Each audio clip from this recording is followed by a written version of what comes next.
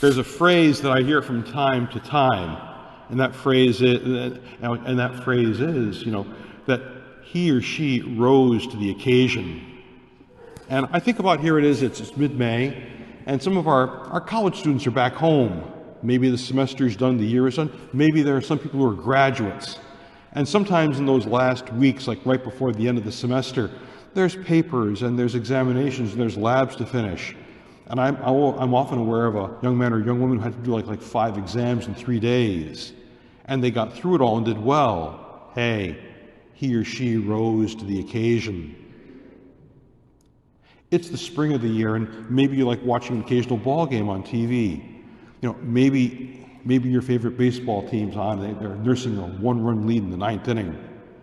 And the other team, leadoff hitter, pops a triple in the gap. There he is standing on third base with nobody out. And your team retires the side with a little bit of skill and grace. And they preserve the win. You say they rose to the occasion. Several of my sisters are nurses, and I visit hospitals a lot. I remember, about a year ago, there was a snowstorm once bad snowstorm once. We didn't have many of them, but there were some. And a lot of the nurses coming in on the next shift couldn't get in. So some of the nurses had to stay and do a double. Some of those nurses worked in the emergency department. And deep into that second shift, there was people brought in from a really bad auto accident. Even though some of those nurses had already been working 13 or 14 or more hours, they were present to the people in need, injured people, people in need of good care. And you could say they rose to the occasion to provide their best to people who were deeply wounded and in need. Yeah, we're familiar with that phrase, they rose to the occasion. Now we have it in a little bit of a different, maybe more literal sense. This experience as we have here in the Acts of the Apostles. Jesus is taken up into heaven. And the disciples are watching, and you probably think it's like the tourists going to the big city for the first time. Never saw tall buildings before, just looking up and there's Jesus just going away and they're watching. And these two well-dressed men appeared in white garments, and they said to the disciples, "Men of Galilee, why are you standing there looking at the sky? This Jesus who has been taken up from you and into heaven will return in the same way as you have seen him going into heaven." Yeah. We remember what we used to say during the Eucharistic prayer. We used to sing, "Christ has died, Christ is risen, Christ will come again." Yeah. He's going up into the skies, but he's coming back. We live in between times as a faith people. We're between, say,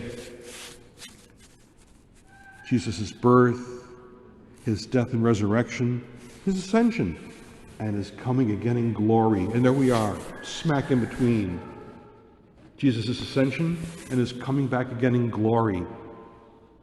Jesus rose to the occasion. He rose to be again with his Father. And as we pray in the Creed, the Spirit processes from the Father and the Son. The Father and Son send the Spirit. In fact, in John's Gospel for the last few weeks, we've been hearing Jesus tell the disciples, he's telegraphing them that a Spirit is coming, a Paraclete is coming, one who will be with them, one who will give them guidance and urging. May we follow the urgings and movements of the Spirit in our lives. When we are called to be God's people, continuing to be God's people, continuing to be sisters and brothers of Jesus, may we take this occasion to take our cue about rising to the occasion from the life of Jesus and the presence of the Spirit, whose coming we will celebrate very soon, Pentecost. Not this weekend, but next weekend.